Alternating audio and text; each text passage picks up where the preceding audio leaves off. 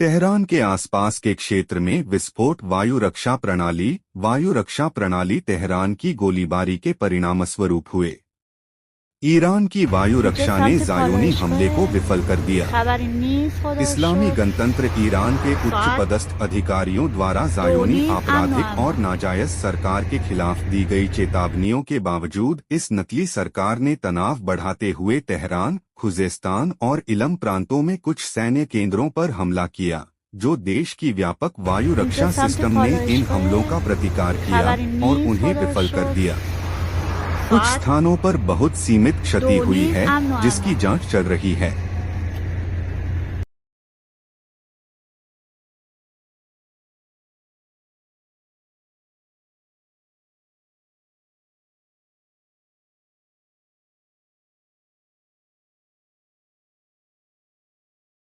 اینجا سمت پالایشگاه خبری نیست خدا رو شکر. ساعت 2:30 امن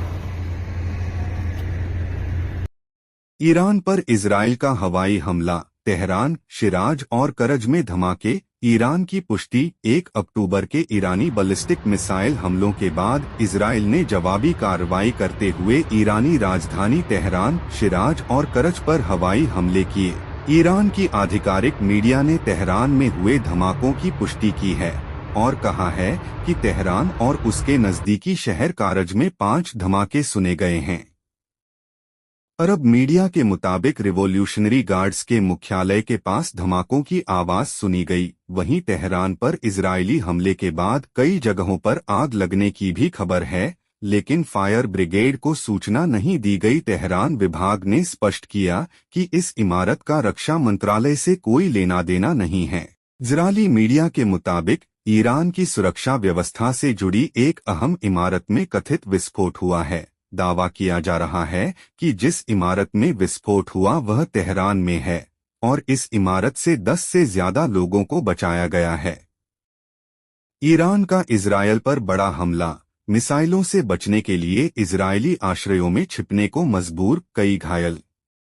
Israeli media के मुताबिक करज वह शहर है जहां ईरान के परमाणु ऊर्जा संयंत्र स्थित हैं, लेकिन यह स्पष्ट नहीं है कि परमाणु ऊर्जा संयंत्र को निशाना बनाया गया है या नहीं। इजरायल द्वारा ईरान पर हमला करने से पहले व्हाइट हाउस को सूचित किया गया था। इजरायली मीडिया ने इस बात की पुष्टि की है कि इजरायली रक्षा बल के हवाई हमले में ईरान में कई सैन्य ठिकानों को निशाना बनाया गया है और कहा है कि इजरायली सेना का कहना है कि उसने ईरान में विशिष्ट लक्ष्यों को निशाना बनाने की तैयारी कर ली है। ईरान और क्षेत्र में उसके प्रतिनिधि स्थिति पर नजर रख रहे हैं। इजरायली मीडिया के मुताबिक दमिश्क के मध्य और उपनगरीय इलाकों में भी धमाके सुने गए। जिस वक्त इराक और सीरिया में धमाके हुए उस वक्त आसमान में कोई विमान नहीं था ये दोनों देश। दूसरी ओर ईरानी खुफिया अधिकारियों ने सरकारी टीवी को बताया है कि विस्फोटों का कारण संभवतः ईरान की वायु रक्षा प्रणाली की सक्रियता हो सकती है। ईरानी मीडिया ने सूत्रों के हवाले से दावा किया है कि इजरायली हमले में रिवॉल्यूशनरी गार्ड्स के किसी भी दफ्तर को निशाना नहीं बनाया गया है। इससे पहले फार्स न्यूज ने तेहरान में विस्फोट की सूचना दी थी और यह भी कहा था कि तेहरान के इमाम खुमैनी अंतर्राष्ट्रीय हवाई अड्डे पर भी विस्फोट की सूचना मिली थी। बाद में इमाम खुमैनी अंतर्राष्ट्रीय हवाई अड्डे के सीईओ ने हवाई अड्डे पर हमले की खबरों को खारिज कर दिया और कहा कि हवाई अड्डे से सुबह की पहली उड़ान हमेशा की तरह रवाना होगी और कोई भी उड़ान रद्द नहीं की जाएगी। ईरानी मीडिया के मुताबिक मेहराबाद हवाई अड्डे पर सभी उड़ानें सामान्य हैं। किसी युद्धक विमान या मिसाइल की आवाज नहीं आई है और कहीं से आग या धुआं आने की भी कोई खबर नहीं है। उधर अरब मीडिया का कहना है कि तेहरान हवाई अड्डे के पास विस्फोट के अलावा दमिश्क के ग्रामीण और मध्य इलाकों में भी विस्फोट सुने गए। सऊदी अरब ने शनिवार को ईरान पर इजरायली सेना की कार्रवाई की निंदा की। रियाद ने कहा कि यह तेहरान की संप्रभुता, अंतर्राष्ट्रीय कानूनों और मानदंडों का उल्लंघन है। सऊदी विदेश मंत्रालय ने एक बयान में कहा, सऊदी अरब क्षेत्र में निरंतर बढ़ते तनाव और संघर्ष के विस्तार को अस्वीकार करने के अपने रुख पर कायम है। बयान में कहा गया, राज्य सभी पक्षों से अत्यधिक संयम बरतने और तनाव को कम करने की अपील करता है और क्षेत्र में जारी सैन्य संघर्षों के परिणामों के बारे में चेतावनी देता है।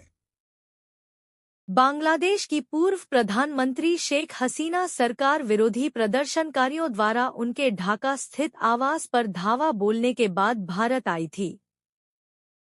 पिछले 2 महीने से अधिक समय से वह भारत में ही है।